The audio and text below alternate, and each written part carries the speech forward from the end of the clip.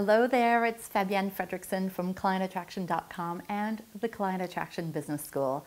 And what do you do when things don't go according to plan, both in your personal life and in your business life?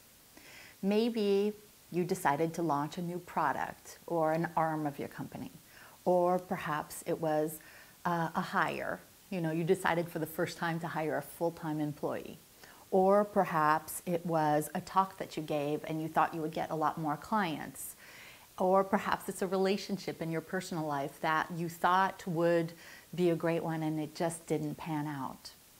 A lot of people, and I will throw myself into this basket, will, think, oh, perhaps it wasn't meant to be, or perhaps I'm not meant to have full-time employees, or my people don't want this, or it's very easy to create a meaning and a story around this supposed failure. And I've been here many times in my business and also in my personal life. And, like everyone, I get frustrated, I get disappointed, but after a while, I remove myself from the situation and I get an objective point of view, and I go through a process that helps me make it all right. And perhaps this will serve you as well. So I'd like to share it with you. The very first thing in a situation like this that I look at is the possibility that this might actually be a divine redirection. If I look back to all the great disappointments in my life, both personally and professionally, and I look at where I am now, even though in the moment I was deeply frustrated and disappointed and I felt like perhaps the whole world was against me, now from my vantage point today, I look back and say, oh my gosh, that was a blessing. In the moment it didn't feel like a blessing, but today it does. So perhaps you were being guided away from that particular hire or that particular launch or product or whatever, that joint venture partnership, because you weren't meant to go there for your highest good and the highest good of your business or your life, right? So think about divine redirection. And then, second thing is to really check in on an energetic level. Where were you at the time that you were doing this said thing, right? Was there a chaotic vibration in your energy? And by chaotic vibration, I mean, was there a part of you that said you wanted it, but a part of you that actually didn't want it on a deep, deep level? And this chaotic vibration creates an internal struggle that has you self-sabotage certain things. So I'll give you an example. In the case of a hire, perhaps your first full-time employee, perhaps there's a part of you that said, I need a warm body, just somebody who will come in and do the work.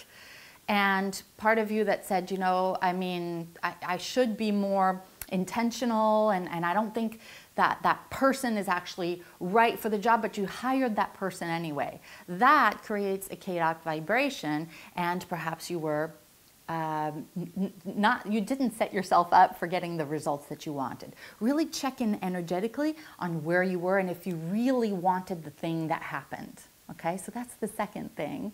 And the third is really to look at the entire experience and take personal responsibility and ownership for what happens, instead of blaming outside circumstances or thinking you didn't deserve it. This is what I do. I look at every single thing in my life, the good things and the not so good things, and I say, what worked? What is it that I did well, or what worked about the circumstances or the person or the launch or whatever? What didn't work? What is it that I didn't do right? What is it that was not right about the relationship or anything? And then if I had the opportunity to do it all over again, what would I do differently? And then from that vantage point, you can go and use the lessons forward for future circumstances. And I found that to be the one thing that has allowed me to not have so many failures in my life, because they're no longer failures, they're learning stepping stones. And finally, it's the idea of regrouping without beating yourself up, right?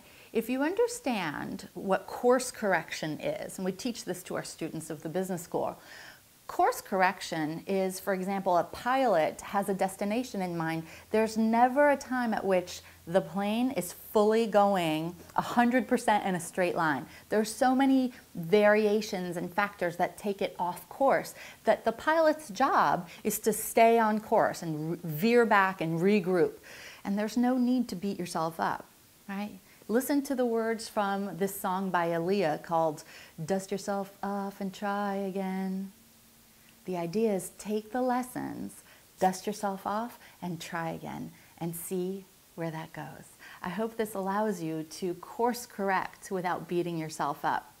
If you have some ways of course correcting and some best practices that you'd like to share with me, please post it in the comments. I'm really looking forward to reading those.